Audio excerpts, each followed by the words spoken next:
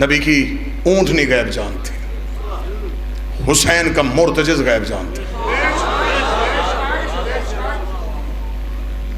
اب میرے پاس لفظ ہی نہیں ہے، میں کیا کروں؟ میں لفظ استعمال کوئی اور کروں گا تو مجمع اس لفظ کو سننے کا عادی نہیں ہے، لوگ پریشان ہو جائیں گے، لوگ چپ ہو جائیں گے۔ لہٰذا یہ باتیں ممبر کے علاوہ تو کی جا سکتی ہیں، ممبر پہ وہ بات کی جائے جس سے قوم یکساں رہے۔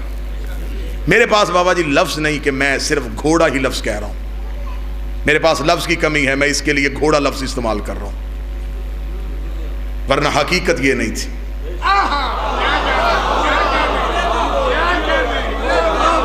میں نے پہلے کہا ہے کہ یہ بات آپ شاید نہ سن سکیں کیونکہ کان عادی نہیں۔ میں کہہ رہا ہوں کہ میرے پاس لفظ نہیں ہے، تاریخ میں لکھا ہے گھوڑا تو میں گھوڑا کہہ رہا ہوں۔ اب مجھے ماتمی ہاتھ تائید کے لیے چاہیے تو مجھے تسلی ہوگی کہ میرا عقیدہ جہلم میں سنا جا سکتا ہے۔ اگر یہ فطرتاً بھی گھوڑا ہوتا یہ زہرا کی چادر میں جو نہ کھاتا۔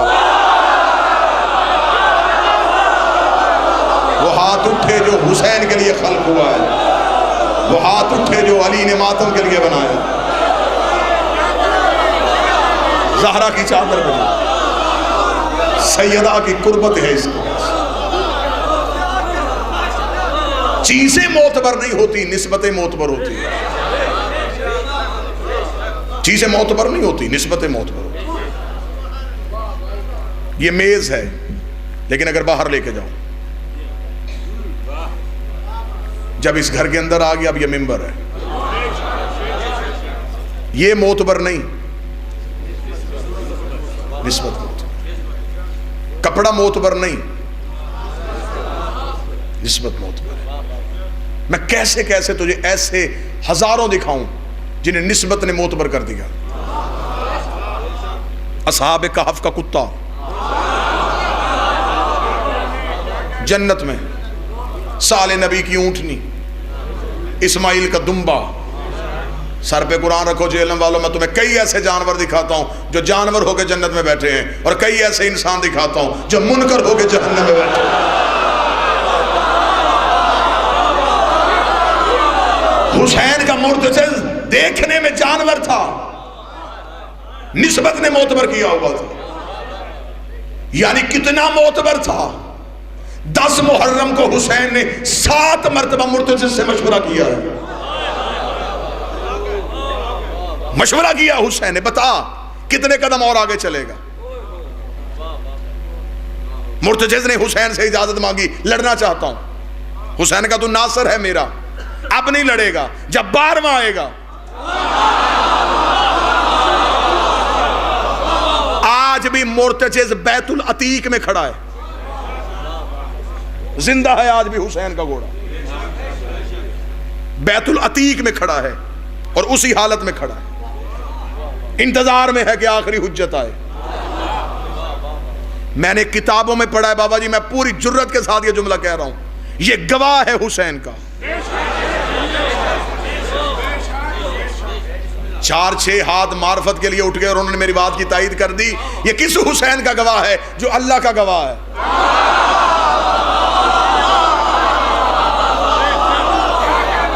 حسین بیٹھے ہوئے ہیں مرتجز پہ اور مرتجز معتبر ہے۔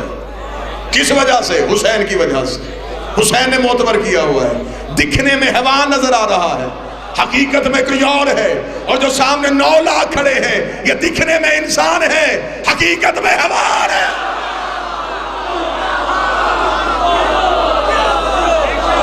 سامنے انسان نہیں کھڑے۔ میں حوالہ دے دوں جو سنا ہوا حوالہ، ابو بصیر نے کہا تھا امام صادق سے، مولا اس سال تو حج میں بڑا رش ہے۔ امام نے ابو بصیر کی آنکھوں پہ ہاتھ پھیرا، اب دیکھ۔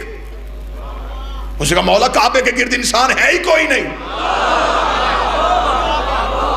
امام نے فرمایا حقیقت کچھ اور ہے، نظر کچھ اور آ رہا ہے۔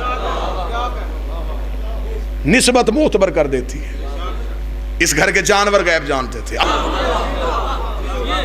اب حضرت عباس نے اپنے گھوڑے سے کہا پی پانی، اس نے کہا نہیں پیوں گا، میری وفا میں فرق آئے گا۔ یہ لفظ ہیں بابا جی۔ حضرت عباس نے اپنے گھوڑے سے کہا پانی پی، اس نے کہا نہیں پیوں گا، وفا میں فرق آئے۔ عباس کا گھوڑا غیب جان رہا ہے، حسین کا گھوڑا غیب جان رہا ہے، نبی کی اونٹنی غیب جان رہی ہے۔ سلیبس کی کتابوں میں لا، میں مشکل باتیں تو اس لیے نہیں پڑھ رہا کہ مجمع سننے کا عادی نہیں، میں سلیبس کی کتابوں سے حوالہ دے رہا ہوں، میں کتاب کا حوالہ دینے لگا ہوں، بالکل غیر ذمہ دار گفتگو نہیں۔ کتاب کا نام حیات الحیوان، لکھی شیعہ نے نہیں، اہل سنت بھائیوں کے عظیم رائٹر ہیں آقا دمیری، چھپی اردو بازار سے نہیں، جامعۃ الازہر مصر سے۔ بابا جی ٹھیک ریفرنس، جامعۃ الازہر مصر، چھوٹا حوالہ نہیں۔ آقا دمیری، اہل سنت میں کوئی عالم دین انکار نہیں کر سکتا۔ کتاب کا نام حیات الحیوان، اس میں انہوں نے حیوانوں کی صفات لکھی ہے، پھر اس میں انہوں نے ایک باب پورا باندھا ہے نبیوں کی سواریوں پہ، اسی میں تذکرہ کرتے کرتے یہ آخر میں آئے ہیں کہ کون کون سی ایسی سواری ہے جو نبی کے زیر اثر رہی ہے، اس سواری کا تذکرہ کیا ہے۔ اور لطف کی بات یہ ہے کہ انہوں نے اس سواریوں کا مکمل قبیلے بھی لکھے ہیں۔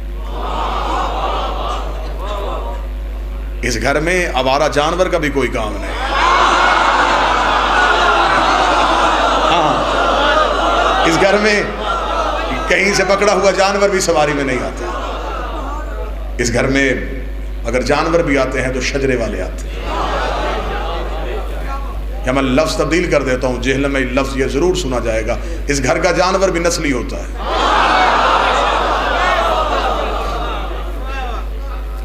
انہوں نے اس باب میں لکھا ہے تذکرہ رسالت مآب کے، جو زیر استعمال گھوڑا تھا وہ کیا تھا، اونٹنی تھی اس کا نام قصوہ تھا، اس میں لکھا ہے کہ رسول کے زیر اثر ایک گدھا بھی تھا جس کا نام یافور تھا۔ یافور کہتے ہیں خاک، یہ گدھا رسول نے پالا نہیں تھا، یہ خیبر کے ایک یہودی کی ملکیت ہے۔ اب مجمع میں خاموشی ہے کہ دعویٰ ابھی آپ نے ممبر سے کیا ہے کہ ان کے جانور نسلی ہوتے ہیں، تو یہودی کا گدھا یہاں کیسے آ گیا؟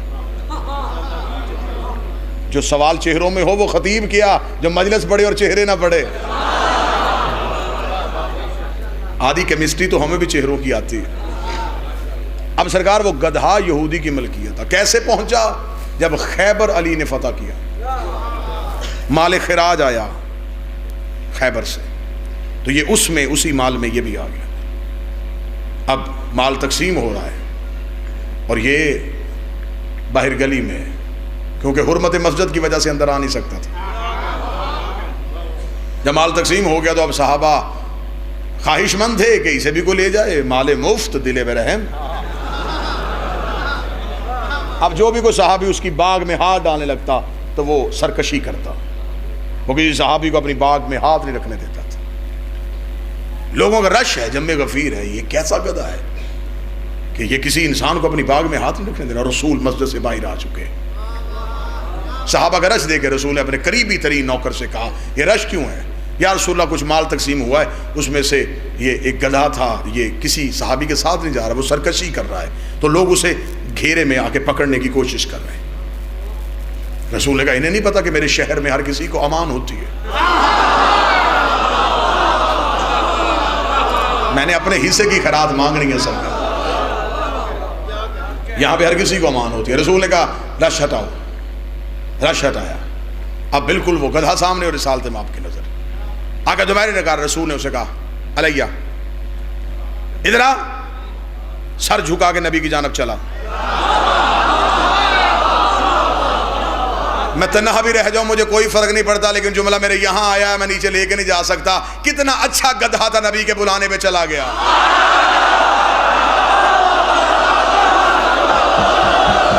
بادشاہ حسین عزت دے، سخی عباس عزت دے، نبی کے بلانے پہ چلا گیا۔ اسے پتا تھا جب حجت بلائے پھر جاتے۔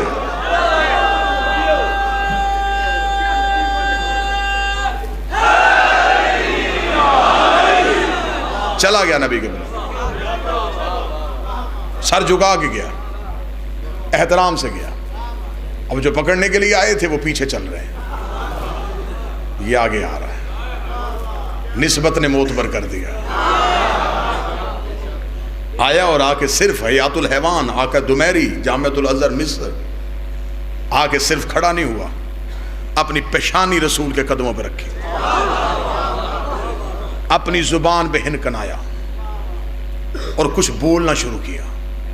نبی مسکرا رہے تھے، صحابہ نے کہا یا رسول اللہ یہ کیا کہہ رہا ہے؟ اب رسول کو خبر تھی کہ اگر میں بتاؤں گا تو پھر یہ کہیں گے رسول نے اپنی فضیلت کا باب کھول دیا۔ رسول نے اس گدھے کی طرف دیکھا، انی نطق فصیح اللسان، بول ایسی زبان جسے یہ بھی سمجھے،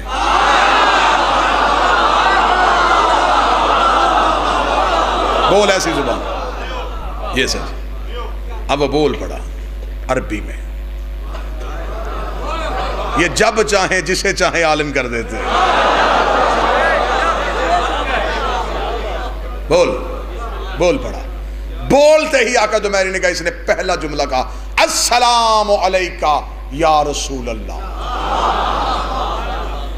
کتنا عقیدے والا گدھا تھا، اسے پتا تھا نبی کو یا کہتے۔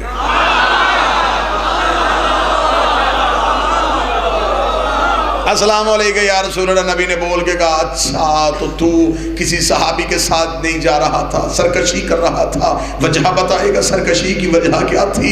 اب جتنے ہاتھ اٹھیں گے بادشاہ حسین سے خیرات مانگیں گے۔ رسول نے جب پوچھا کیوں نہیں جا رہا تھا، اسے دیکھا کہ یا رسول اللہ ابھی بلائیے خیبر سے میرے مالک کو، اس سے پوچھ لیجئے جس نسل سے میرا تعلق ہے اس نسل میں ہر گدھا کسی نہ کسی نبی کی سواری رہا ہے، اس نسل میں ہر گدھا کسی نہ کسی نبی کی سواری رہا ہے، اور یا رسول اللہ اپنی نسل میں آخری ہوں اور رسالت میں تو آخری آیا، اپنی نسل میں آخری ہوں، نبوت میں تو آخری ہے۔ رسول نے کہا اچھا تو پھر کیا چاہتا ہے؟ اسے کہا یا رسول اللہ مقدر اگر مدینہ لے آیا ہے تو میری خواہش ہے کہ میری پوچھ پہ آپ سوار ہو، میں آپ کی سواری بننا چاہتا ہوں۔ رسول نے کہا تو میری سواری بنے گا یہودی کا گدھا، تجھے نہیں پتا میری سواری کا نام براق ہے، میں جبریل کے پر پہ پاؤں رکھتا ہوں۔ رسول یا رسول اللہ بھی بلا خیبر سے میرے مالک کو، اس سے پوچھ اس کی آسمان کی کتاب اس کے سر پہ رکھے، میں نے آج تک اسے اپنی پوچھ پہ سوار نہیں ہونے دیا، میں نے آج تک اسے اپنی پوچھ پہ بیٹھنے نہیں دیا۔ نبی نے کہا مالک تھا تیرا کیوں نہیں بیٹھنے دیا؟ اسے کہا مجھے پتا تھا کہ میری پوچھ پہ آپ نے سوار ہونا ہے، اس لیے میں نے کافر کو نہیں بیٹھنے دیا، کافر کو نہیں بیٹھنے دیا۔ گدھے نے بول کے بتا دیا کہ جہاں محمد نے بیٹھنا ہو وہاں کسی کافر کو نہیں بٹھایا۔